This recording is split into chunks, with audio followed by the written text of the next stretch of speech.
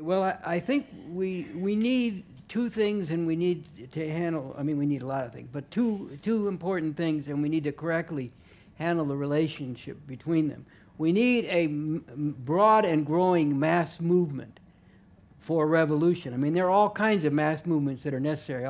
Someone raised a question about particular, mass struggles or demands around which people are mobilized and how that relates. I'll get to that in a little later. But there are, we need a mass movement for revolution, very, very broad and growing, as someone said, geometrically, not just by one after one after one, but, by leaps and bounds.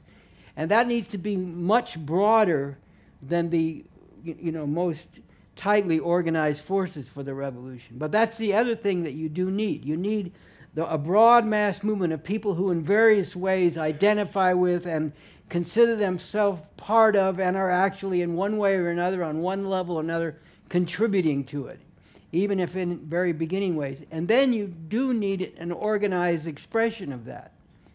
You need both elements, because if you don't have an organized expression, then it's all just diffuse. And it just basically then amounts to a lot of sentiment, which has doesn't have the kind of impact it needs to have, let me put it that way. So you need a very broad and exponentially, by leaps and bounds, growing mass revolutionary movement. And mass means different things at different times. Right now, a mass movement in a particular area might be hundreds of people. At a different point in the process, when the whole thing is going down, it might mean hundreds of thousands of people in a particular area. But so that things change according to the changing conditions. But you need a broad and exponentially growing mass movement, and then you need organized forces who are at the core of that, so to speak, which are also growing. And they're growing in dialectical, that is, back and forth relation with that broader mass movement, drawing from it, bringing forward people out of it into that organized movement. But, I mean, into that organized force. But the point about critical masses is if you have an organized force, as opposed to just a bunch of individuals who are sort of dispersed, then that organized force can have an impact. Now, I'll give you an example that I used in the New Communism. If you remember, during the upsurge against police brutality and murder, which, first of all, there was the thing with Trayvon Martin, and that wasn't directly the police, it was just a wannabe pig, Zimmerman. But then things took another leap with Ferguson and Michael Brown. And by the way, have people seen this movie called Stranger Fruit? It's a movie about the thing with Michael Brown. It's a good movie. I'd recommend it to people. It refutes a lot of the attacks that came against the struggle around that, including that it wasn't correct, that he had his hands up and all this kind of stuff. Just to make a side point here, but an important one. I don't know. You can probably access it one way or another. It's called Stranger Fruit, which is obviously a takeoff from the Billie Holiday song "Strange Fruit" about lynching. Anyway, things took a leap, with Ferguson and Michael Brown, and there was a succession of things that and what happens in these situations? The masses pour out an outrage, and then the ruling class also responds. They send their media in there to report in certain ways, to build up certain forces and to try to isolate other forces. And here comes Al Sharpton on his horse into the situation, and immediately what does he do? He goes in and says a few words against the outrage, but immediately he goes and gets in with the family and works on the family to get the family and come out and say that they don't want anybody to do anything that would besmirch the memory of their murdered family member. So don't do anything other than, quietly or at least passively protest. So this is one thing. I mean, you go back and look at some of these things, one after another. Here comes Al Sharpton, the ruling class is worried. Okay, that's one thing, But then another thing that happens is they mobilize the so-called community leaders. A few decades ago, they used to be called responsible Negro leaders. Now they're called community leaders. They're made up of, not all, again, not the ones who really stand with the oppressed, but a certain amount of, clergy and preachers and, you know, hack politicians and so on. And they come out and they act as police on the demonstration. And, you know, I gave the example in the New Communism that, for example, in Ferguson, then again in Baltimore, these community leaders, when the people's anger was boiling over and they were, you know, getting up in the face of the police, these community leaders came out and formed a line between the police and the angry masses of people. Now, here's something significant. Which direction were they facing?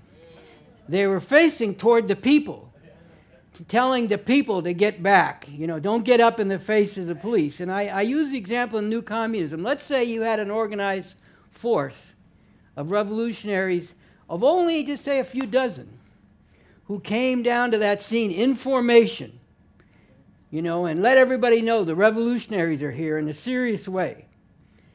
And walked right up in that situation and said to these preachers, you motherfuckers are facing the wrong way.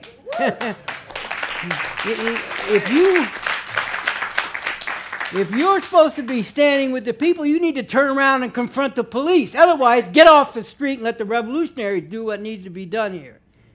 Now, you know, in that kind of situation, you could have a greatly magnified impact with only a few dozen people organized if you're serious and together and really representing for revolution in that situation. And there are many similar type situations like this where, you know, that is, a critical mass means enough people that it actually can be objectively seen by others as a real force on the terrain that's influencing things.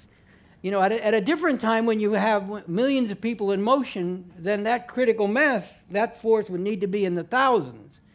But right now, you could even influence things in a beginning way with just a few dozen, organized there as a revolutionary force, not dispersed and not half-stepping and not defensive and not being bashful about being revolutionary, but being out there, not, you know, in an individualistic way, like, oh, you know, this is something I'm doing because it's cool. No. You know, out there as an organized revolutionary force because this is what the masses of people need. So this is one example of what a critical mass can do in a given situation. But it's also not just against the enemy. There's also out there among the people. I mean, to go back to the last question, you know, the frustration of, you know, you get into it with people, you explain to them what's going on in the world, and they might even say, yeah, yeah, yeah, you know, and then off they are, and the next thing they knew, they're doing what they shouldn't be doing. You know, including killing each other once again. And, you know, just to speak to that for a second, you know, look, I may be wrong, but to me a part of it is that, you know, of why the youth get into this is, you know, like I was saying with those lines from the song, it's a way that you can, you know, find some meaning and purpose, you know, that you can say that you're somebody and that what you're doing means something, even though it's completely the wrong thing, you know. And, you know, it seems to be in a certain way easier than doing what needs to be done. And in the short run, it is easier. You know, you're going to end up dead. You're going to end up in jail. You know, you read about or you talk to these youth who've gotten shot, you know, and, you know, there was, I said I was talking to some people in Chicago, and one of the guys who used to be in the gang and got out of it was talking about his frustration. He said, a lot of these youth think this is fun. Well, you know, well, it's fun until you get shot. And then you find out that hurts like a motherfucker, you know what I mean? So, you know, but it hurts a lot. You know, it's not like on TV, it really hurts, you know. And then you're in a wheelchair, you know, for the rest of your life, however long that goes. You know, so, but it's a way that you can have a purpose. You know, this is the shithole that you talk about shithole. This is a shithole you've been put in. And you don't see on your own any way out of that. So, you know, this is what you know how to do. There's some organization to it. There's some quote-unquote purpose to it. You know, and you can step back from it and say, you know, it's horrific. But if you're inside of it, it looks like this is a way that you can give some meaning and express something about yourself having some meaning. You know, again, when I was talking to the people in Chicago, one of these women who was there, whose grandson had been killed by the police was part of taking a banner out with the names of people who'd been killed by the police. And one of these young kids, she was recounting this, very movingly. She said, one of these young kids came up and said, "When I die, is my name going to be on that banner?" Now think what it means, that this is the question the youth are asking and the way that they're thinking. What does that tell you? So, okay, what has it got to do with the critical mass? Well, look, one person arguing with some of these youth, okay, they might even think you got a good rap and whatever, but, it only goes so far, and then it's like, okay, there's the pull of what people know how to do. I don't know how to do that. I know how to do this. But then if you have an organized force of people who are for real, and, we are going to be for real, and you come out there as a force, and you're serious about what you're doing, and it gets back to also popularizing these points of attention for the revolution and living, as you said, as future people, if I understood your question correctly. And people will say, oh, that's nowhere, nobody's going to go with it. Well, one thing we have to tell people when they keep telling us that nobody's going to go with that, we have to say, look, I'm sorry, but quit opening your mouth and letting the system speak through it, okay? Let's actually get down to what's real here. How do you know this is not real? What work have you done to tell you that revolution can't be done? What have you studied? What experience do you know about that tells you that it can't be done? And a lot of work has gone into this. Don't give me this shit about how this can't be done.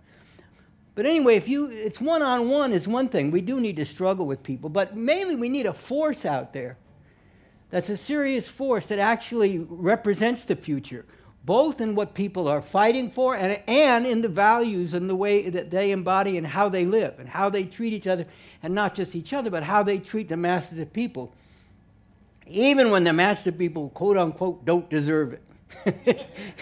No, I mean, even when they make us mad by acting the fool and all the rest of it, we still have to act the future with them. We don't have to take shit from them, okay? But we have to act the future with them. We have to live the future with them.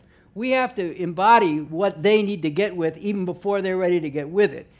And yes, we have to struggle with them, but one-on-one struggle can only go so far. We need to get an organized force out there that people see it and stand up and, and sit up and take notice. So here are the revolutionaries. And then you get the debate going, oh, that ain't nothing, that's not going to go anywhere, back and forth. But people take notice.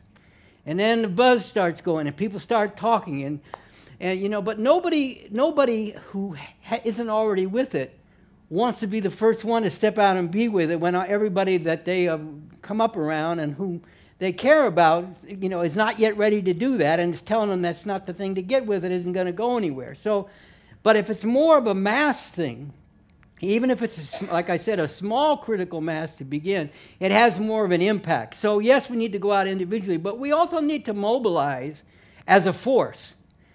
There are times for dispersing, to go out broadly and be able to reach a lot of people. There are also times for concentrating, not simply when there's like an outrage or an attack, like the police kill somebody or something like that, but just to be out there as a revolutionary force together, that people say it's not just one individual here or there, and also be, like as I said, be continually and boldly putting forward that this is part of a national movement. And we also should make that real. People in LA should be, I have my criticism of the culture around the internet, okay? I could go on for a long time about that, but never mind that right now. There are a lot of things that we need to be doing with it, including getting on social media in other ways and like doing mutual things with people in other parts of the country. Letting people see that this is a national movement. There are people in other cities and new forces springing up, not just where things already exist, but in other places. And presenting to people an actual living revolutionary force, even if it is a small critical mass at this time. And so there's a need for dispersing to go broadly. There's also a need to concentrate, to present an actual force that people can see as more than just the person that talked to them yesterday. So I think this is very important. The critical mass can impact a given political situation when masses are mobilized, but it can also impact, just people in a neighborhood or people out of school or whatever.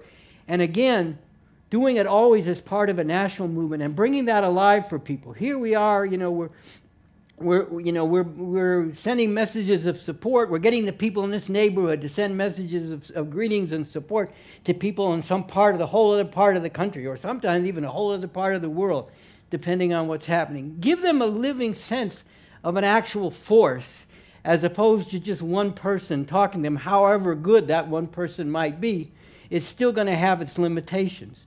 So I think this is, you know, the importance of a critical mass is both, you know, also you march up in formation into a demonstration. Well, you know, who are those people? What are they all about? How come they're together in this kind of way? You know, we are the Revcoms, the mighty, mighty Revcoms, you know.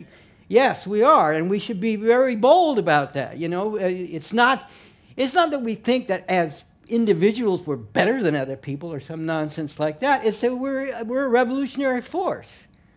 However small we might be at a given time, it's mighty not because of us as individuals or not because of the size of what we are right now, but because of what we represent in terms of the fundamental interests of the masses of humanity. That's what's mighty about it, see?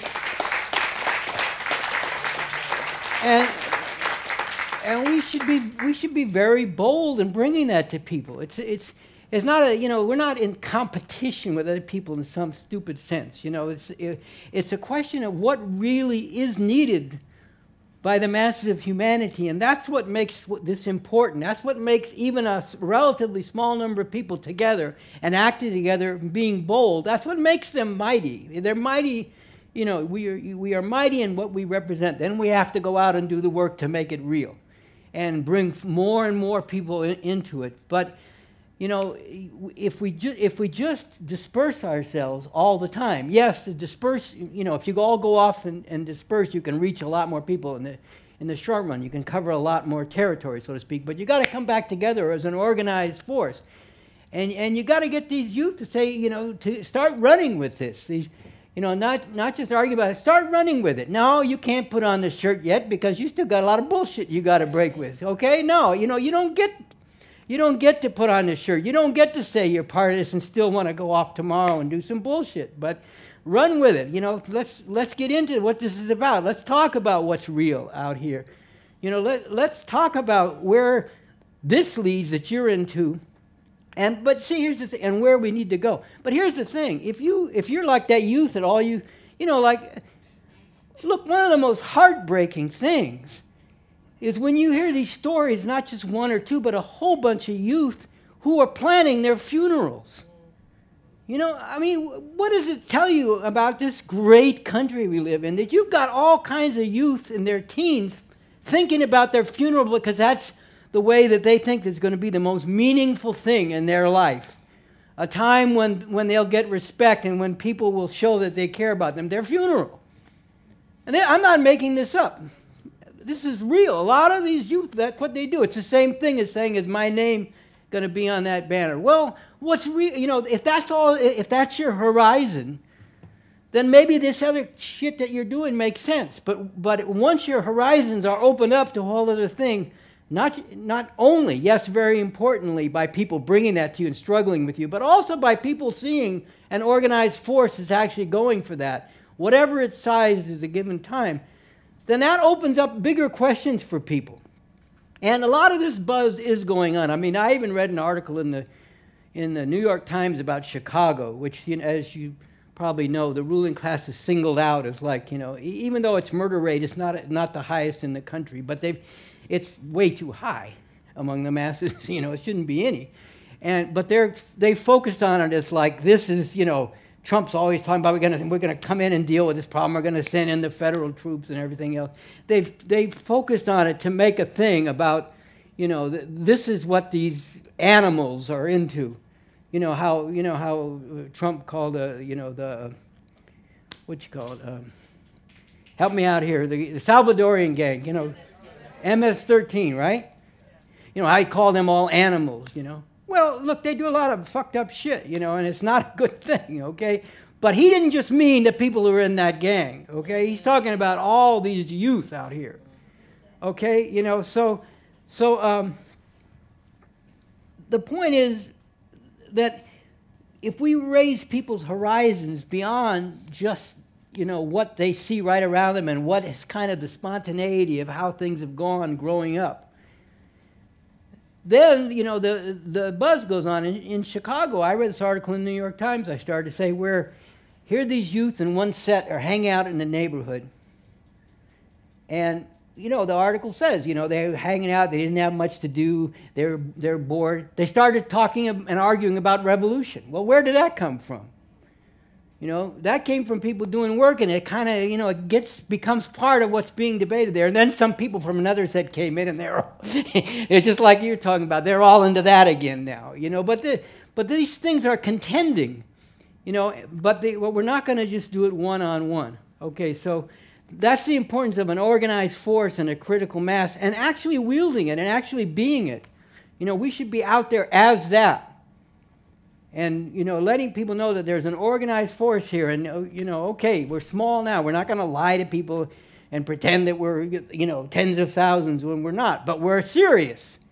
And we represent, yes, something very mighty because of, you know, what it's all about and you know, what needs to happen.